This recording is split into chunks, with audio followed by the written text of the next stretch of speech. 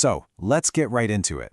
In India's constitutional setup, there's one office that sits in a really interesting spot, right at the crossroads of the executive and the legislature. That's the office of the vice president. Now, you might know them as the country's second highest official, but their main, day-to-day job is actually to be the anchor of the upper house of parliament, the Rajya Sabha. But what does that really mean? To be both in the line of succession for the government and, at the same time, the impartial guardian of parliamentary debate.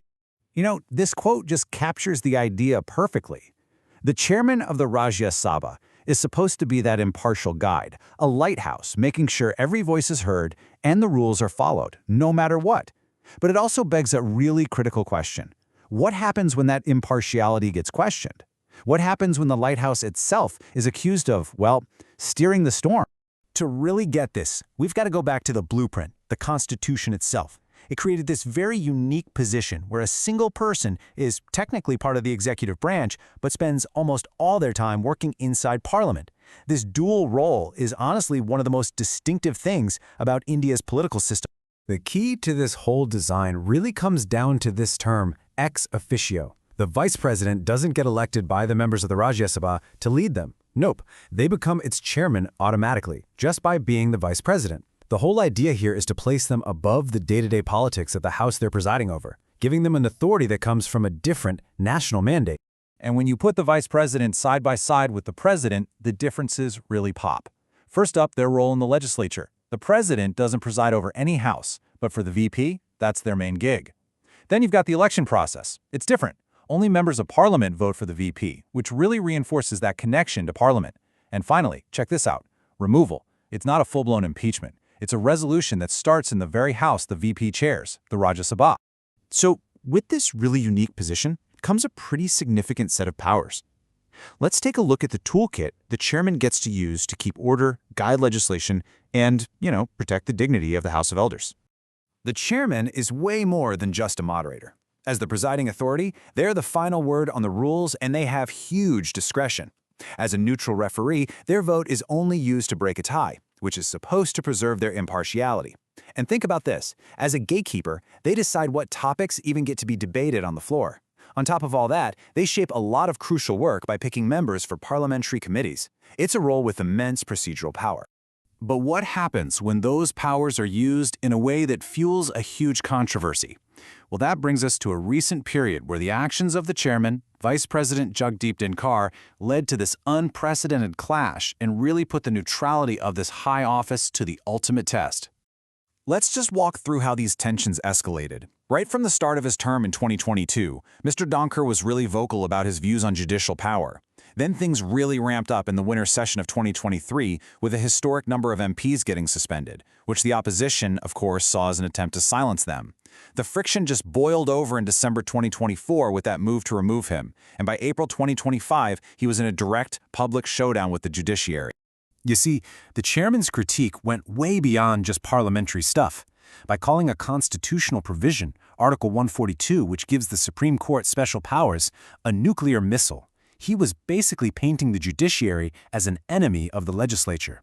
This public fight over the separation of powers, it just added a whole new, explosive dimension to the controversy around his neutrality. 146. Just let that number sink in for a second. That's how many members of parliament were suspended from both houses during that one chaotic winter session of 2023. It was the highest number of suspensions in a single session in India's entire parliamentary history. It was a total breakdown in the relationship between the chair and the opposition. And this was the breaking point. For the first time ever, opposition parties formally moved to remove a sitting chairman of the Rajya Sabha. They used Article 67B of the Constitution, accusing him of partisan conduct. Now, did they have the votes? No way. But that wasn't really the point. The point was to make a powerful and historic political statement about what they saw as the complete erosion of the chairman's neutrality. So this whole period of intense conflict ended with a pretty unexpected transition in the chair, one that a lot of people hoped would be a chance for a reset. The end of this chapter was just as dramatic as his time in the chair. On the very first day of the monsoon session, Mr. Dhankhar just suddenly resigned, saying it was for health reasons. The timing was strange. It meant the House couldn't even give him a formal farewell, and it just fueled all this speculation from the opposition, who insisted there were far deeper reasons for why he left so abruptly. So into this really charged atmosphere steps C.P. Radhakrishnan, a veteran politician who was elected as the 15th vice president. His arrival brought with it this widespread expectation of a big shift in tone. You know, a move away from all that confrontation and a return to a more traditional, consensus-building style of running the House. And the new chairman's core message was powerful. He brought up this concept of a Lakshman Rekha, a sacred line, a boundary of conduct that's laid out by the Constitution and the rulebook. He was basically urging everyone, government and opposition alike, to operate within that clear boundary. It was a clear signal that he wanted to restore some mutually respected norms. But look, a change in leadership, as welcome as it might be, doesn't just magically fix the bigger, deeper issues. The challenges facing the chair are really rooted in the intense political polarization that kind of defines our era. And that makes the job of a neutral guardian harder than it has ever been. You see, all these problems are tangled up together. Deep political polarization means every single ruling from the chair is going to be seen through a partisan lens. This leads to constant disruptions, which in turn just degrades the quality of debate. It's an incredibly difficult tightrope for any presiding officer to walk. How do you protect free speech while also maintaining order when the very idea of consensus is crumbling? So, where do we go from here? What's the path forward?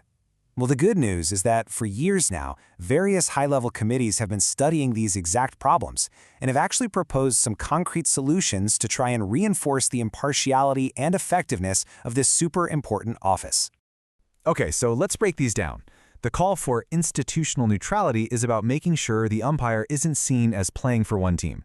A stricter code of conduct is about setting clear ground rules for all the players on the field. And tougher penalties, like automatic suspension, well, that just raises the cost of disrupting the game. Altogether, these reforms are designed to bring back a sense of order and fairness. But of course, getting them implemented is the real challenge.